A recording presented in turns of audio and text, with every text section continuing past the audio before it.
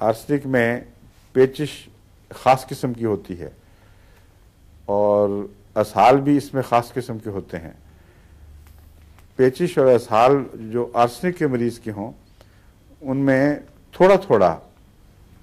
इजाबत, थोड़ी थोड़ी इजाबत होती है और दर्द के साथ बेचैनी की अलामतें आपको दिखाई देंगी, लेकिन आर्सेनिक की इजाबत में स्याही पाई जाती है अक्सर, और ये बताती है कि हो सकता है उसके अंतड़ियों में से थोड़ा थोड़ा खून रिस कर इजाबत में दाखिल हो रहा हो, या और कोई गहरी बात ऐसी है जिसके नतीजे में कुछ जहरीले मादे स्याह रंग दे रहे हैं उसको, फुजले को, और एक वक्त में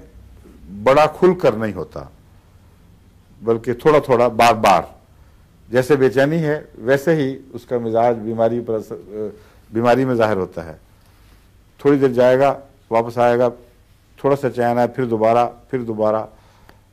इस तरह वो चक्कर लगाता है और एक दफ़ा फारिग नहीं हो चुकता बल्कि थोड़ा थोड़ा होता है। इस पर अगर आप गौर करें, जैसा कि मैंने गौर किया था, तो वजह ये मालूम हुई मुझे कि आर्सेनिक में चूंकि बेचैनी है, अंतड़ियाँ भी बेचैन होती हैं, वो कभी खुलती हैं कभी बंद हो जाती हैं, और बेचैनी का असर सारे इंसानी मिजाज पर, उसके खून के दौरान पर, हर चीज़ पर हो रहा होता है। तो अंतड़ियों की खुदा ताला ने एक पेरिस्टोलिक मूवमेंट बनाई हुई है, पेरिस्टोलिक उसका नाम है, जिसका मतलब है वो तभी हरकत जो यूं जिस तरह मुट्ठी बंद होती है खुलती है, इस तरह अंतड़ियाँ मुसलसल बंद हो रही हैं और खुल रही हैं, और इस तरह वो धकेल धकेल कर खुराक को आखिर तक पहुँचाती हैं। अगर ये हरकत ना हो तो एक इंसान अगर उल्टा लटका हो तो उसकी सारी ग़िज़ा मुंह से बाहर निकल जाए और कुछ भी कभी हजम ना हो, या एक इंसान लेटा हुआ है तो वो ग़िज़ा आगे नहीं जाएगी, क्योंकि वो अगर हरकत ना हो तो इसका मतलब है कि सिर्फ वज़न से आगे जा सकती है। एक आदमी खड़ा है तो नीचे की तरफ उतरेगी, लेट जाएगा तो नहीं उतरेगी। बाद औरतें बीमार होती हैं, उनकी नीचे पैंती पे ईंटें रख दी जाती हैं, तो ऐसी औरतों की ग़िज़ा तो फिर कभी आगे जा ही नहीं सकती। तो अल्लाह ताला ने ये निज़ाम रखा है कि इंसान के जिस्म की पोजीशन से, उसका झुकने या खड़े होने से अंतड़ियों का कोई ताल्लुक़ नहीं है। अंतड़ियाँ अपनी ज़ात में एक हरकत कर रही हैं। इसी तरह मैदा भी हर वक्त एक हरकत करते हैं, इसको चर्निंग मूवमेंट कहते हैं। जो ग़िज़ा आप मैदे में डालते हैं, मैदा भी उसको मलता भी रहता है, और उसकी हरकत से फिर कुछ अरसे के बाद जब वो ग़िज़ा अंदर तैयार हो जाए, फिर वो अचानक उसको बाहर अंतड़ियों की तरफ धकेल देता है, और आगे फिर मुसलसल वो इस हरकत के साथ चलती हैं। आमतौर पर 14 घंटे लेती है ग़िज़ा मुसलसल एक तरफ से दूसरी तरफ मुकम्मल खारिज होने के लिए, लेकिन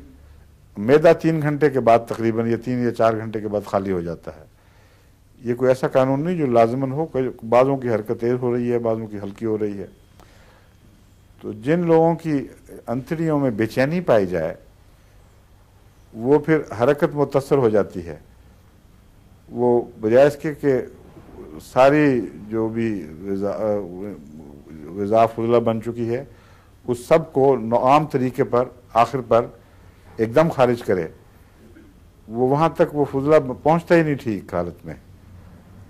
बल्कि वो थोड़े थोड़े वक्फे के बाद उसका स्पैज़म होता है और वो पीछे रह जाता है, और उसकी वजह से ही जहरीली मादे पैदा होते हैं। और मेरे तजर्बे में ये है कि आर्सेनिक की इस मिजाज की वजह से अंतड़ियों पर जो असर है उससे बहुत ज़्यादा टॉक्सिन्स यानी जहरीले मादे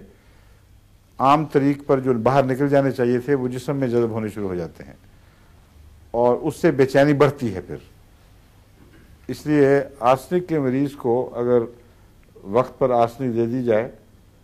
तो वो अंतड़ियों की मूवमेंट ठीक हो जाए, तो फिर वो बजाय इसके थोड़ा थोड़ा बार बार हो,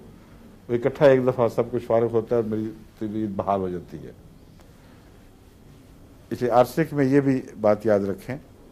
कि इसकी पेचिश, इसके असहाल वगैरह वो थोड़े थोड़े نکلتے ہیں اور سیاہی مائل ہوتے ہیں.